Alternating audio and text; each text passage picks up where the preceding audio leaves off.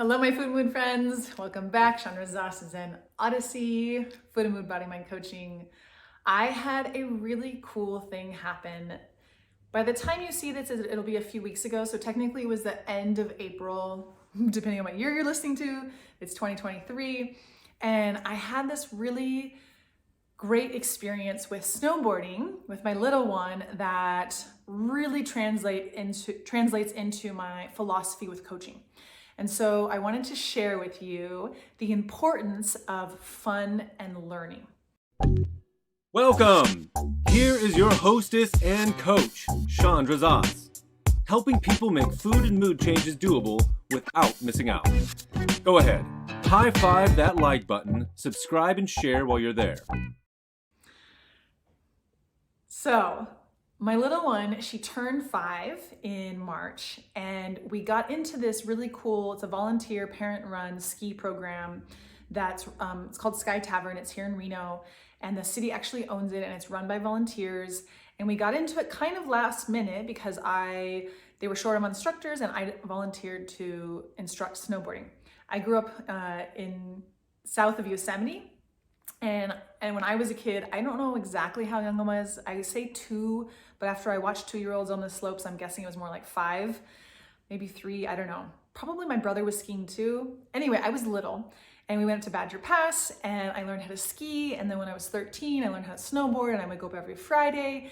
And I worked a couple winters in Keystone, Colorado, and my brother lived in South Lake Tahoe and snowboarded. So snowboarding is like riding a bike for me. It's something that I do really well. I didn't do it for like 10 years. Last March in Israel, I went snowboarding for my mother-in-law, who was her wish for her 60th birthday. And I went kind of just like basically for her, expecting to not have a good time, had a blast.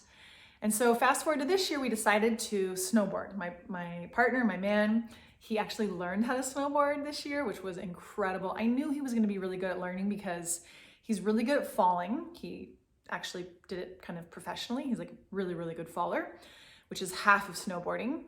And he also has surfed in the past. And so I knew he had some kind of edge awareness, and he's very athletic. So I knew he was gonna pick it up really fast. And he actually went backcountry snowboarding yesterday for his first time, which I'm just so proud of him that he was able to learn in one season. And not a lot of time, actually, like a few hours a weekend. It wasn't a lot, but he really learned. I'm really proud of him. I mean, I also kind of knew it, but I'm still proud of him. So then there's my little one, who's 5, and she turned 5 during the program. And about halfway through, she got to this point where she did not want to go snowboarding. She did not want to go to the mountain. And like, we kind of forced her a couple times, and then she was just laying in the snow and just like crying and refusing. And I had this guilt because we were supposed to volunteer for the program, and she didn't want to leave my side.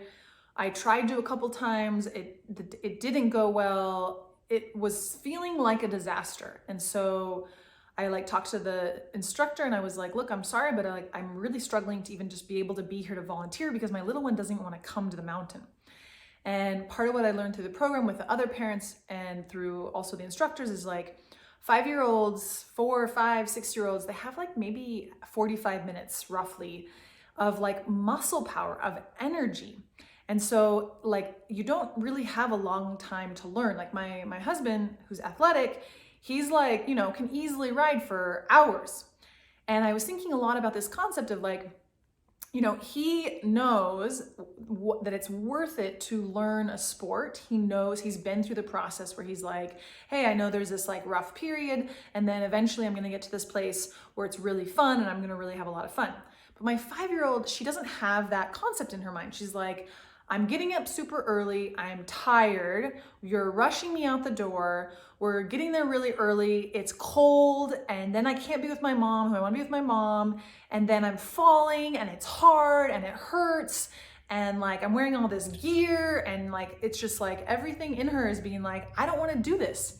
So if I think about how I help my clients, it's when it feels knowing that everything is hard and uncomfortable, and that is a really big part of learning, and to expect and plan for that and just allow and not resist it it makes the journey a lot easier. So that's like the journey that I take my clients on. And one of the other foundational journeys that I take my clients on is how to make it fun, like doing it from a place of want and not have to, not like you have to learn how to snowboard. Hello, my friend. How are you? I'm in the Dead Sea, floating in the water. Go ahead and like and share and follow so we can keep in touch. So I started applying these exact same principles to my little one. I was like, okay, well, we have to like back up. We have to take the pressure off. Well, have to. I always catch my clients on the words have to because the way that I was thinking about it is that in order to get her on board, to get her brain on board, because we all have these toddler brains inside of us and hers is the same. In order to get her toddler brain on board, I knew that what I needed to do was to get fun into it and to take the pressure off. And so I just started really thinking of like, okay, well, how can we set her up for success? How can we connect her to how fun this is? So we started going up late. We started sleeping in and really letting her rest because it's like ridiculous to wake up earlier than like her normal school days. It's like not on the weekends. It's like it was not working. So we stopped doing the lessons and I started just being with her and I just started saying, let's do one. We started calling it Slippy Slide. There's another really important factor here. The way the program was set up is that they got punch cards. And so at the end of every day, they either got punched up to the next level or not. And the first time that she did not get punched up to the next level, she was devastated. She was totally devastated. And so we stopped doing the punch cards. We stopped making it goal-oriented.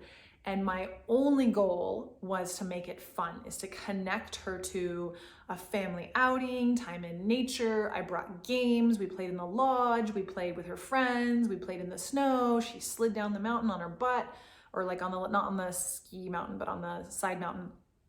And then I also figured out this way that I could, she actually had fallen on some ice on her birthday and her back was really hurting her. And so I was like, well, how can I help her and like make sure she doesn't fall? And so I started doing this snowboarding technique with her where I was like holding her hands and really balancing her. So I basically took a lot of the pain out, a lot of that discomfort of like falling. So I was really doing a lot of the physical work with her. I was picking her up, I was carrying her stuff, I was balancing her. We were both on our snowboards, like we called it slip sliding down the mountain, and really trying to make it as like comfortable and easy, but essentially fun for her. Like that is really the hook. Like, how can we make this fun that you want to come back to the mountain? Like, how do we remove all of the have tos and the pressures and the punch cards and all the things that are like making this harder? And how do we make it funner and easier? And so this is what we did for, I don't know, at least a month, maybe it was 6 weeks. We changed our tactic and we just went into it this way. And last weekend, well, it was the last weekend of April. So whenever you see this video, the last weekend of April was the last weekend that this resort was open. And we went up the chairlift many times. On Saturday, I think we went once, I think. And then on Sunday, we went like 4 or 5 times. And we went down the whole mountain, her and I, also still holding hands. So still me balancing her and controlling her. And we were with her friends who were skiing and snowboarding, who were a little older than her, a little better than her. And so she had a blast. And so it was like the most successful season for me. And so much of it was because of how I think about helping my clients get through that learning, changing, doing something hard phase. Like, how do we work with our brain and our energy so that so that we fall in love with whatever it is that we're working towards, like fall in love with foods that make us feel good. There's a process. And so it was such a huge success. I was so proud of her. I was actually really proud of myself for like kind of really thinking about it and shifting gears. And I do want to make up the volunteer hours to Sky Tavern, and I'm going to help them actually reorganize it's called the Grommet program, the little kid program, so that more parents can have this same experience that we created in the latter half of the season. So I'm excited to help throughout the year this year to get their program, in a place where there's more fun. You know, when you're an older kid and you know there's fun connected to it, like my man, he knows like, hey, once I learn this sport, it's gonna be fun. So he's like, I just got to get through this uncomfortable place because I know I've done it before. I know I can do this. I know what's on the other side. When kids don't have that experience, it's like, well, why bother? So connecting to fun, it's really crucial for learning. It's like one of the best ways for us to learn is through play, through fun. And so a lot of adults, we're really missing this in our life. We're missing playing, we're missing creating fun, excuse me. But there is a way to bring it into our life. And one of the best benefits for us adults, I mean for every human, but to give you some reasons of why it's so important, is it really helps reduce stress. We can't be stressed and be having fun and playing, truly having fun and truly playing. So it's worth investing in, like, what are the things that I like really feel like I'm having fun, I'm really playing, I'm really engaged, I'm really not stressed. So it's really a useful thing to invest in. I have really enjoyed having a little one and being reminded and encouraged to play with her regularly. It's really helped me bring a lot more play back into my life.